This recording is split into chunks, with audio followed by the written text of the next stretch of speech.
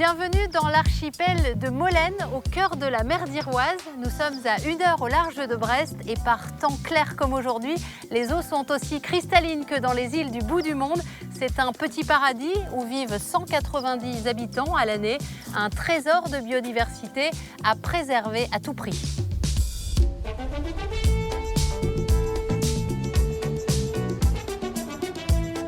Sur le caillou, le temps semble s'être arrêté. Un calme bienvenu pour les visiteurs d'un jour, sous le charme. Ce qui nous séduit dans l'archipel, c'est surtout la beauté de l'eau.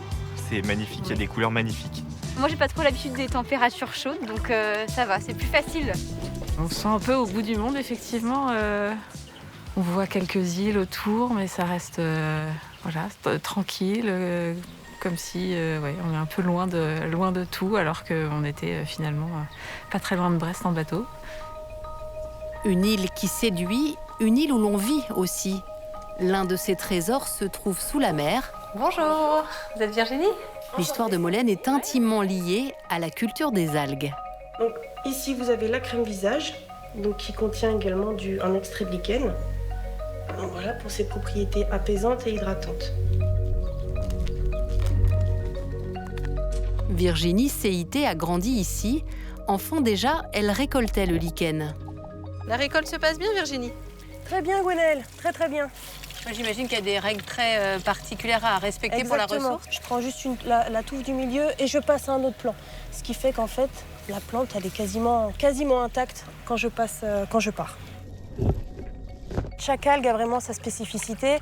L'Himantalia, là, par exemple, aura des propriétés comme un filtre en fait, d'anti-lumière bleue. Nous, on exploite à peu près une quinzaine d'algues. Mais il faut savoir que l'archipel de Molène en compte 600. Donc j'ai quand même encore un peu de travail devant moi. L'île vit au rythme des allées et venues des bateaux. Après le port, l'épicerie est l'autre point central du village. Christine a jeté l'ancre ici, il y a 12 ans. Ouais ? Oui, c'est noté. Je le garde ? Oui, pas de problème. Vous êtes bien à Molène, Christine ? Molène m'a permis de ralentir, de revenir à l'essentiel, de prendre conscience que l'important, c'était pas de courir et d'avoir plein de choses. L'important, en fait, c'est de pouvoir continuer à partager dans des petits commerces comme ça. On n'a pas besoin d'aller faire des stages à Tataouine de ressourcement, mais il suffit simplement de venir à Molène et accepter de se poser sur un caillou, sur un rocher, face à la mer d'Iroise, et pouvoir écouter ce qu'elle a à nous dire. Dans la même journée, nous avons la chance de passer d'un bout du monde à l'autre. Une brume de mer s'est subitement levée, mais je poursuis les rencontres. Marie Le Billon est revenue sur les terres familiales pour ouvrir une fromagerie. Bonjour Marie. Bonjour.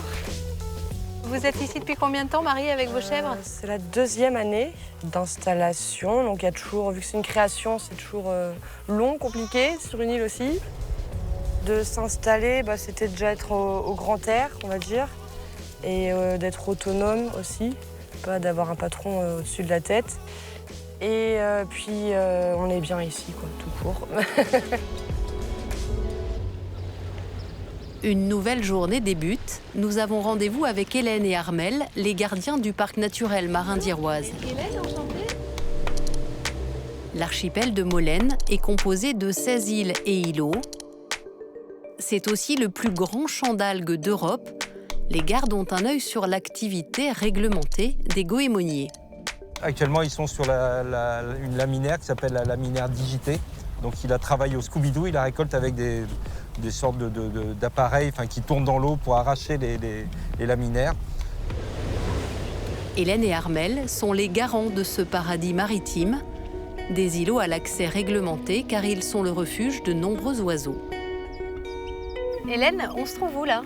On est ici sur l'île de Lithiri, dans la réserve naturelle nationale d'Iroise. On a plusieurs espèces pour lesquelles la réserve a vraiment une forte responsabilité à l'échelle nationale.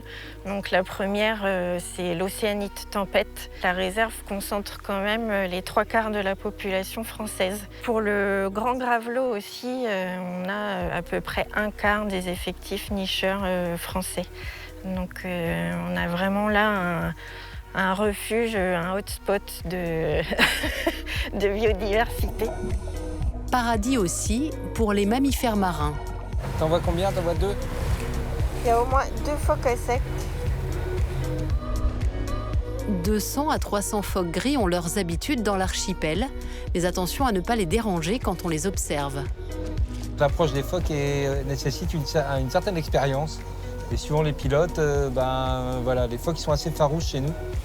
Et le but, c'est vraiment de passer comme si on n'était pas là. Même principe pour les dauphins souffleurs, à admirer sans s'approcher, à moins que ce soit eux qui fassent preuve de curiosité. C'est ici que se termine notre escale molenaise, malgré les aires de ressemblance. Ici, c'est comme nulle part ailleurs. Ici, c'est Molène, Kenavo.